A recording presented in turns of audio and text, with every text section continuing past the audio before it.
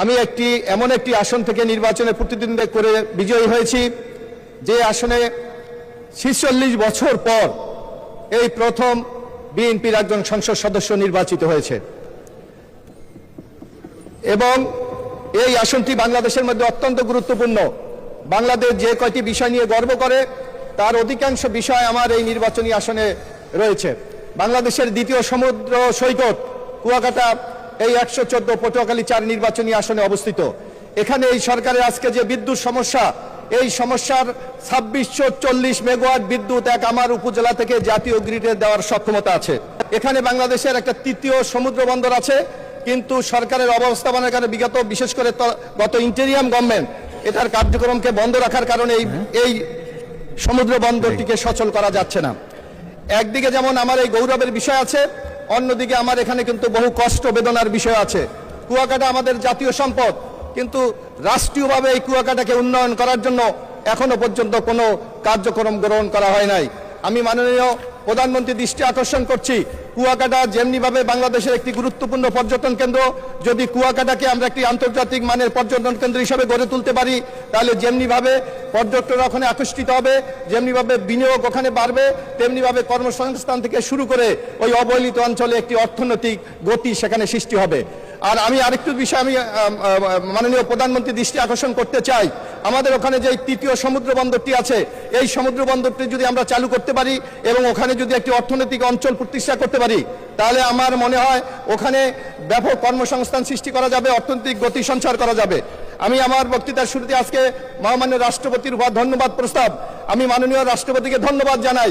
আমরা দেখেছিলাম বিগত আওয়ামী লীগের ১৫ বছরে একটি ন্যারেটিভ বাংলাদেশে দাঁড় করাতে চেয়েছিলেন যে বিএনপি যখন ২০০১ থেকে ৬ সাল পর্যন্ত ক্ষমতায় ছিলেন তখন বাংলাদেশকে দুর্নীতিতে চ্যাম্পিয়ন করেছিলেন, কিন্তু মহামান্য রাষ্ট্রপতির বক্তব্য এটা প্রমাণিত হয়েছে যে বিগত আওয়ামী লীগ সরকার শুধু বিএনপিকে মেলাইন করার জন্য পরিকল্পিতভাবে এই দুর্নীতির অপবাদ বিএনপির উপর চাপিয়েছিল। আমরা এখানে যারা আছে, যারা অর্থনীতির ছাত্র, তারা জানেন যে বাংলাদেশে দুর্নীতিতে চ্যাম্পিয়ন হয়েছিল ২০০০ সালে। অর্থনীতির সূচকে বলে যে বছর দুর্নীতির রিপোর্ট প্রকাশিত হয়, এই রিপোর্ট হলো তার আগের বছর, অর্থাৎ ১৯৯৯ সালে, তখন ক্ষমতায় ছিল বাংলাদেশে আওয়ামী লীগ।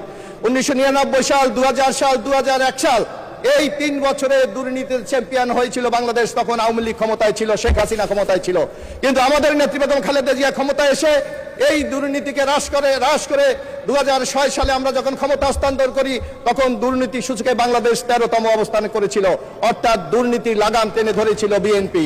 আজকে এমনিভাবে এই গণতন্ত্রকে হত্যা করার জন্য, আজকে এই নির্বাচন ব্যবস্থাকে ধ্বংস করার জন্য গত আওয়ামী লীগ সরকার যে পদক্ষেপগুলি গ্রহণ করেছিল, এখানে আমি যারা আমাদের মাননীয় সংসদ সদস্য আছেন, আমি অত্যন্ত শ্রদ্ধার সাথে স্মরণ করতে চাই যে আজকে আমরা অনেক এখানে জাতীয় সংসদ সদস্য হিসেবে আছি, কিন্তু আমাদের অনেক সহযোদ্ধাকে কিন্তু আমরা হারিয়েছি, সেই কথাটাও কিন্তু আমাদের মনে রাখতে হবে। আমাদের আজ জাতীয়তাবাদী ছাত্র দলের সহকর্মী ইলিয়াস আলী আজকে আমাদের মাঝে নাই, আমাদের সহকর্মী ছাত্র দলের সভাপতি নাসিরউদ্দিন পিন্টু আমাদের মাঝে নাই, আমাদের জাতীয়তাবাদী ছাত্র দলের সাধারণ সম্পাদক শফিউল বারী বাবু আমাদের নাই। এমনিভাবে অসংখ্য সহযোদ্ধাকে কিন্তু আমরা বিগত ১৫ বছর আন্দোলন সংগ্রামেরা হারিয়েছি। শুধু জাতীয়ভাবে এই অবস্থা, কিন্তু আমি যদি আমার এলাকার দিকে তাকাই, আমি যে নির্বাচনী এলাকা থেকে বিজয় হয়ে এসেছি, আওয়ামী লীগের ১৫ বছরে আমাদের ৭ জন সহযোদ্ধাকে সেখানে হত্যা করা হয়েছে। আমি কৃতজ্ঞতা জানাই মাননীয় আমাদের প্রধানমন্ত্রীকে, প্রতি বছর এই শহীদ পরিবারের জন্য ঈদের সময় উনি যে ঈদের সামগ্রী পাঠিয়েছিলেন, তার জন্য ওই পরিবারগুলি আজকে আমি সুযোগ পেয়েছি, তাকে আমি বলছি তার প্রতি কৃতজ্ঞতা জানিয়েছে, তার প্রতি সন্তোষ প্রকাশ করেছে মাননীয় স্পিকার। আজকে আমরা দেখেন এই নির্বাচনে আজকে অনেক সংস্কারের কথা বলে, কিন্তু মাননীয় স্পিকার আপনি জানেন যখন আওয়ামী লীগ ক্ষমতায় ছিল, এই ৫ই আগস্ট ঘটবে কিনা বাংলাদেশে আমরা জানি না, তখন আমরা দেখেছিলাম আমাদের নেতা মাননীয় প্রধানমন্ত্রী তারেক রহমান ২০২৩ সালের ১৭ই জুলাই সর্বপ্রথম রাষ্ট্র মেরামতের জন্য ৩১ দফা কর্মসূচি ঘোষণা করেছিলেন। সেই কর্মসূচির আলোকে আজকে ঐক্যমত কমিশনের অনেক কিছু প্রস্তাব গৃহীত হয়েছে, কিন্তু আমি মনে করি তার মূল ভিত্তি রচনা করেছে আমাদের নেতা মাননীয় প্রধানমন্ত্রী জনাব তারেক রহমান। আজকে পত্রপত্রিকা যদি আমরা খুলি, সোশ্যাল মিডিয়া যদি আমরা খুলি, তারেক রহমানের প্রশংসায় আজকে পঞ্চমুখ বলছে হাতে ভোটের কালি শুকায় নাই, কিন্তু আমাদের মাননীয় প্রধানমন্ত্রী তার প্রত্যেকটি ওয়াদা বাস্তবায়ন করে চলেছে। ইতিমধ্যে ফ্যামিলি কার্ডের যে ওয়াদা আমাদের নেতা জনাব তারেক রহমান করেছিলেন, সেটা আজকে বাস্তবে রূপ নিয়েছে। আমরা দেখেছি ইমাম মুয়াজ্জেম, যারা আমাদের সমাজের সবচেয়ে অবহেলিত, আমরা যারা গ্রামগঞ্জে বসবাস করি, ইমাম মুয়াজ্জিমের বেতন দিতে গিয়ে যে কি লঙ্কা কাণ্ড ঘটে তারা আমরা গ্রামে যারা থাকি আমরা বুঝি। ওই হাওলাদার বাড়ির থেকে 200 টাকা, তালুকদার বাড়ি থেকে 300 টাকা, অমুক বাড়ি থেকে 500 টাকা, এমনি ভাবে সেই ইমাম মুয়াজ্জিমের বেতন দিতে গিয়ে একটা কুরুক্ষেত্র তৈরি হয়। কিন্তু আমি ধন্যবাদ জানাই আমাদের মাননীয় প্রধানমন্ত্রীকে, নির্বাচনের সময় উনি যে ঘোষণাটি করেছিলেন ইতিমধ্যে ইমাম মুয়াজ্জিমদেরকে সেই ভাতা দেওয়ার মাধ্যমে ইনশাআল্লাহ উনি ওনার ওয়াদাটা পূরণ করেছেন। এবং আমরা আরেকটা জানি, আমাদের নেতা শহীদ রাষ্ট্রপতি জিয়াউর রহমান, আমি যখন ছোট, আমি তখন 10ম শ্রেণীতে পড়ি, জিয়াউর রহমান সাহেব তখন আমার ওখানে খাল কাটতে গিয়েছিলেন। আমি ছোট্ট বয়স, আমরা যখন স্কুলের ছাত্ররা দাঁড়িয়েছিলাম, হঠাৎ দেখলাম একটি লোক চশমা পরে আমাদের সামনে এসে দাঁড়িয়েছিলেন। আমিও সেই দিন হ্যান্ডশেক করার সুযোগ পেয়েছিলাম। সেই যে বিএনপির প্রেমে পাগল হয়েছিলাম, আজ পর্যন্ত কিন্তু সেই বিএনপি আমরা করে চলি। সেই খাল খনন প্রকল্প আমাদের নেতা জনাব তারেক রহমান আবার শুরু করতে যাচ্ছে। ইনশাআল্লাহ আগামী 16ই মার্চ দিনাজপুর থেকে এই প্রকল্প শুরু হবে। আমি মনে করি বাংলাদেশের ইতিহাসে একটি উৎপাদন ব্যবস্থাকে আমরা আরো বেশি বৃদ্ধি করার জন্য এই খাল খনন প্রকল্প বাংলাদেশে একটি টনিকের মতো একটি বিষয় হিসাবে আগামী দিনে কাজ করবে। মাননীয় স্পিকার, আজকে আমাদের নেতা জনাব তারেক রহমান, ইতিমধ্যে আপনারা দেখেন বাংলাদেশে ক্লাইমেট চেঞ্জের যে অবস্থা, বিশেষ করে আমি যে এলাকার সেই কুয়াকাটা সমুদ্র উপকূলীয় একটি এরিয়া, সেখানে কিন্তু তাপমাত্রা ধীরে ধীরে বেড়ে যাচ্ছে। এখানে যে 2620 বিদ্যুৎ কেন্দ্র করা হয়েছে, সেখানে প্রতিনিয়ত আমাদের এলাকায় পরিবেশ দূষণ হচ্ছে। অথচ আমাদের নেতা তারেক রহমান ঘোষণা করেছেন যে মাননীয় সদস্য, আপনার সময় 2 মিনিট বাড়িয়ে দিয়েছেন, 2 মিনিটের মধ্যে শেষ করেন অনুগ্রহ করে। আশা করি ইনশাআল্লাহ এই প্রকল্পগুলি যদি আমরা বাস্তবায়ন করতে পারি, ইনশাআল্লাহ তারেক রহমানের নেতৃত্বে আমরা একটি নতুন বাংলাদেশ ইনশাআল্লাহ আগামী দিনে আমরা পাবো।